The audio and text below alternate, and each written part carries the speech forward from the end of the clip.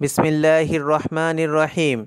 Indian মাদ্রাসায় সকলকে স্বাগতম। আজ আমরা হাদিসে বর্ণিত আল্লাহ সুবহানাহু ওয়া তাআলার কাছ থেকে বিনা হিসাবে ক্ষমা পাওয়ার একটি ছোট্ট আমল সম্পর্কে জানব।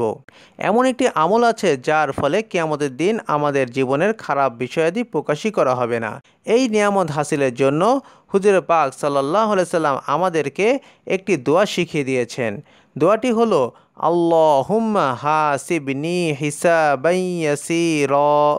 আল্লাহুম্মা হাসিবনি হিসাবান ইয়াসীরা। আমি আবার বলছি, আল্লাহুম্মা হাসিবনি হিসাবান ইয়াসীরা।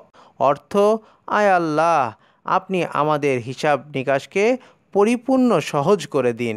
রুহুল মাআনি 30 নম্বর খণ্ড, পৃষ্ঠা 80।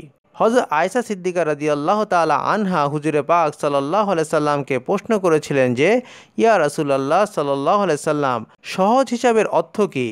এখন নবীর কথার ব্যাখ্যা স্বয়ং নবীর কথার দ্বারাই শ্রবণ করুন।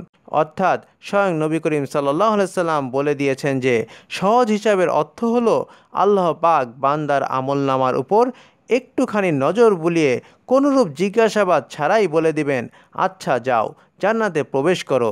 এই হলো সহজ হিসাবের অর্থ। সুতরাং আমরা এই ছোট্ট আমলটি সর্বদা করার চেষ্টা করব। তবে ইনশাআল্লাহ আমরা সহজ হিসাব আল্লাহ সুবহানাহু ওয়া তাআলার কাছ থেকে লাভ করব এবং খুব সহজেই জান্নাতে প্রবেশ করতে পারব। ওয়া মা আলাইনা ইল্লাল বালাগ। আসসালামু আলাইকুম ওয়া রাহমাতুল্লাহি ওয়া বারাকাতুহু।